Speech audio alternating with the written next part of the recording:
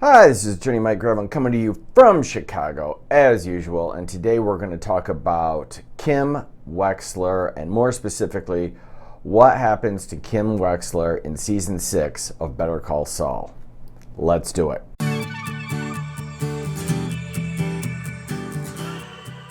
Okay, before I tell you what happens to Kim Wexler, we have to do a little foundation, as we like to say. And we have to look at her role in the show Better Call Saul and what she does there. As we begin the show, she is a young, earnest associate at Hamlin and McGill, and she's very straight-laced. However, she is going out with Jimmy McGill, later to be known as Better Call Saul, as we all know. And she's quite straightforward to begin with. But this is the first time she really charms me and gets me good. But I called the Kettlemans anonymously to warn them. Anonymously? Oh God, you didn't do the sex robot voice, did you? I did, the tube and the whole thing, which... And don't forget to hit like and subscribe, or the dogs get it. And here in season 2, we see how uncomfortable she is with Jimmy fabricating evidence, and it just kind of goes to show her baseline. She's not comfortable with any of this stuff. Despite the fact she likes Jimmy, knows he's capable of it, she is personally not comfortable with any of it. You fabricated evidence? I made a video. Not exactly evidence. You used it to exonerate a client. You used falsified evidence to exonerate a client. I think you're splitting hairs. I'm not splitting hairs. In fact, here Jimmy has to suck up to her in this very charming bit, just to get her back because she's upset with him for bending the rules. Belly high, belly high. All right, here you go. That completes our week-long tour of South Pacific. You're welcome. Here she is again, trying to keep Jimmy on the straight and narrow. I dig myself out of this hole. You do your job, Jimmy. Prove you can go 1 week, hell, 1 day without breaking the rules of the New Mexico Bar Association or pissing off your boss. And after Jimmy proposes partnering up with her, she has one basic question, which is, are you going to be sleazy or not? What kind of lawyer are you going to be? I don't mean what kind of law are you going to practice. I mean, are you going to play it straight? Eventually, she starts to loosen her standards a little bit, and this is one of the first examples of her starting to get more like him. And if you're wondering if Jimmy's up to a little casual forgery, you should know, in high school, he had a thriving business making fake IDs so his buddies could buy beer. You're going all the way back to high school, huh? Hey, you and Mozart, huh? You both started young. And here she is again. This is very mild, but she is definitely supporting him in a cause that she knows is not exactly ethical. When you're ready. Thank you, Mr. Chairman.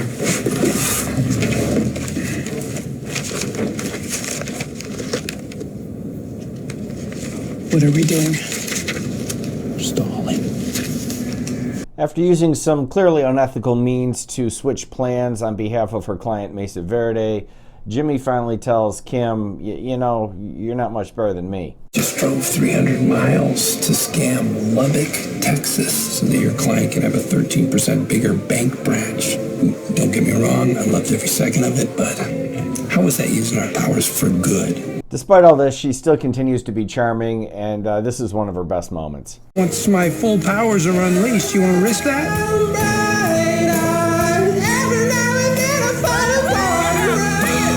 He's really going for it. Yes, he is. Yep. And she hasn't completely given up on trying to reform Jimmy. Sure. I'm just worried about how this reflects on you. You know what? When you're right, you're right.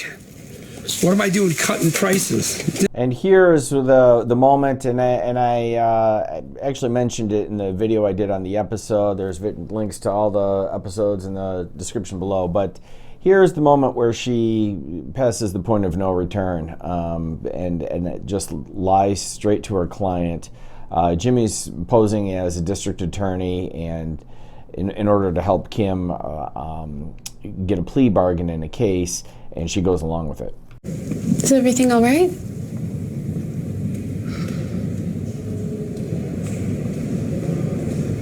He's from the district attorney's office. Here, Kim is actually seeking advice from Jimmy on how to game her client who's been nothing but good to her, and she decides to do just that. There's always another play.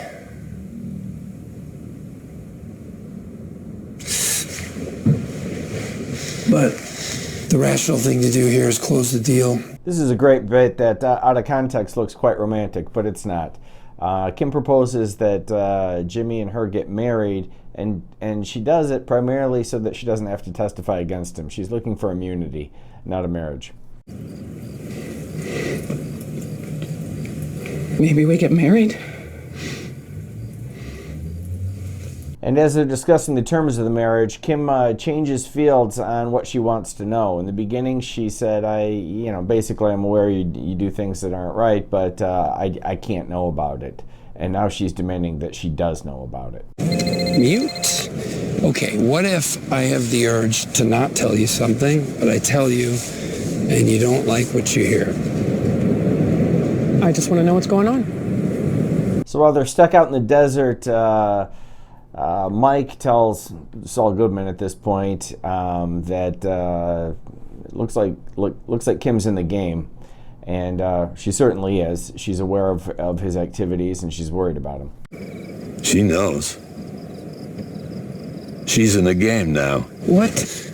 No, she's not in the game, all right? She's not even game adjacent. By the end of season 5, it looks like Kim is completely gone to the dark side, and here they're contemplating ruining Howard Hamlin in order to get a case settled that they would financially benefit from. We would have to hurt him bad. To get a bunch of lawyers to run for the exits, Howard would have to have done something unforgivable. Here, Saul Goodman is very surprised that she's proposing this course of action.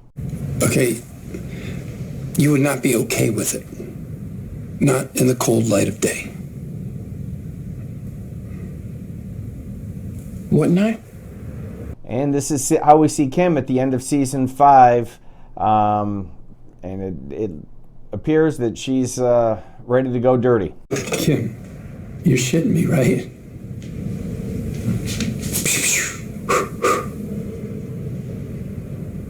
Okay, so what do we know? We know she started out as a sweet young associate at Hamlin McGill, and steadily has gone downhill on the ethics front over time. We know that Kim does not appear in Breaking Bad, at least not openly. And we don't know what happens into the future. We've got a little flash forward into the future with all the Gene segments, and we'll take a look at one of those right here. You know, back in the day when I lived in Albuquerque with my ex, I used to see you everywhere. You were on the billboards, on the TV. I used to have one of your matchbooks. You got me mixed up with... Okay, as I see it, based on her character arc and what's going on with this show, there are really 4 basic possibilities. The first one is Kim goes away somewhere, either in witness protection, or she just leaves the country, or she just gets lost, and that explains why she's not in Breaking Bad. And then they, reunite and live happily ever after. But I don't see it. This is not the Hallmark Channel. The second possibility that I see is that Kim goes away and does not maintain contact and is just off somewhere, and we might see little updates of her, but she does not contact him, and she may or may not keep tabs on Saul Goodman, but he doesn't know where she is. And this is kind of plausible, but I don't think how it ends, for reasons I'll tell you in a bit. Possibility number 3, she turns on Saul Goodman. This is a strong possibility. This is certainly what they're trying to indicate, it looks like to me. She's getting darker and darker, and probably the last thing she will do is finally turn on Kim. I think that's a strong possibility, and she could do it in several ways. She could testify, she could go to the government and testify against him, or she could provide information to drug cartels or lots of people who have it in for Saul Goodman. The problem with this is, again, we at least have the time period of Breaking Bad where Saul's operating fine without those implications either from a rival drug cartel or from the government. And the fourth and most obvious possibility is that somewhere along the way she dies, and I think that's exactly what happens here. There might be some of the other elements in there. For instance, she could decide to testify against him and before it happens commit suicide. Actually, my prime suspect would be Lalo, because Lalo knows that she knows too much and he's still kicking around, so I could see him ordering a hit or doing it himself. But the only thing that really makes any sense to me in this show is that Kim dies along the way. The other one that's marginally satisfying is she goes away and doesn't maintain contact, but that robs the writers of a great episode that's very dramatic where Kim dies, and it also just sort of makes sense given everybody's actions here. Of course, I have no idea. I'm certainly not in contact with the writers. These are just my thoughts. I'm just a fan of the show. But I don't see any way around it. I think Kim's got to go. Here at Law Talk, we do a lot of videos answering common legal questions. We also do reviews of law in the movies and then on TV. We also share some of our more interesting cases. We're always putting out new videos. So if you like that, please hit like, subscribe, and ring the bell.